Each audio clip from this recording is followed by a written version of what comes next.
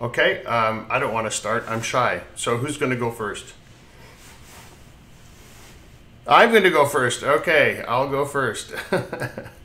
My name is David Allison. I live in Vancouver in the lovely country of Canada. It was our National Day yesterday, so happy Canada Day to everybody who's participating from around the world today. It's very exciting to have a bunch of people from all over the planet listening, and I'm really excited to tell you some of the things that we've been working on. I spent a very long time working in different industries and different fields, and my job had always been about trying to understand groups of people and trying to understand what makes them tick. So I'm not a sociologist by training, but I've certainly become one by experience and practice over the last 5 to 6 years since I sold the company I had prior to that. And what we've done is we've gone out and built the very first database that we're aware of that's accurate for the planet, and we've measured what everyone cares about, and we've measured what everyone's values are. And the reason that's important is because we started to notice these overlapping points of different fields of scientific study that all come together around this notion of values being the key to understanding human behavior. I'll quickly run through those and then tie that into teaching, and then perhaps move on and let someone else talk a little bit or be open to questions. So if you look at the field of neuroscience, neuroscientists will tell you that the prefrontal cortex of your brain is where all the decisions are made for your whole life, your whole brain. All the incoming information that a human being receives comes through your prefrontal cortex, and it's sort of like the CEO of your system. And the CEO makes decisions on how you're going to react to everything, how you're going to have emotions, your feelings, your physical movement, your ideas, everything comes from the CEO looking at this incoming information and judging how to react based on how this incoming information aligns with your values. So biologically, we can't escape the fact that our values determine everything that we do. And then if we move on to, I'm skimming really quickly here, we move on to the fields of psychology.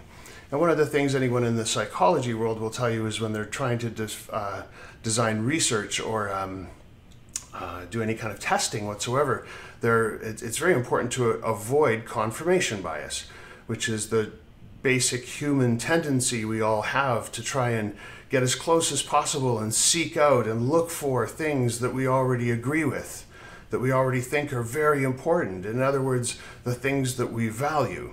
So our values drive the way we move towards or away from things as far as the psychologists are concerned. And then my research is sort of rooted in the world of sociology. And what sociologists do is they study the behavior of masses of people. And they look at those masses of people who've gone and done this thing or who've gone and done that thing, and they try and figure out why. And generally speaking, what it boils down to is understanding what the shared common values are that this group of people had, who made them, which triggered them to go and do this thing, or the shared values these people had that triggered them to go and do that thing. So, as you all know, as educators, it's not very often that fields of science overlap and agree on something so fundamental, but we have sociology, psychology, and neuroscience who are all, if you think about them as Venn circles, overlapping around this notion that values are the central key to understanding human behavior. So we went and built this database, and it's 500,000 surveys now from around the world. We've used translators to make sure that no one was left out. We have 152 different languages that we've used. We're statistically accurate for 180 of the 185 countries on the planet. And we're able to tell you for any group of people what they value and what they care about.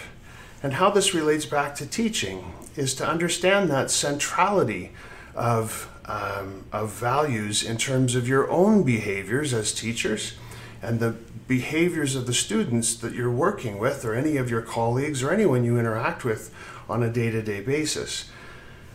The corollary to this, the inverse of this, is the system we use now by default tends to be about demographic stereotypes. we tend to look at someone and say they're old, they're young, and therefore they must be like this.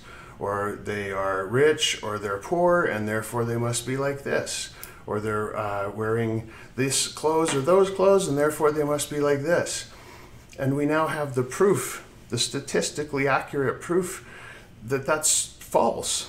And instead what we need to switch to as an entire species is this notion that we need to understand each other based on what we care about and what our values are. And translating that into a classroom setting and into an educational setting and into an educational policy setting is a fascinating thing, because this is the place where it will create change for the next generation, and we can perhaps get rid of these demographic stereotypes that have been ruling this planet for far too long.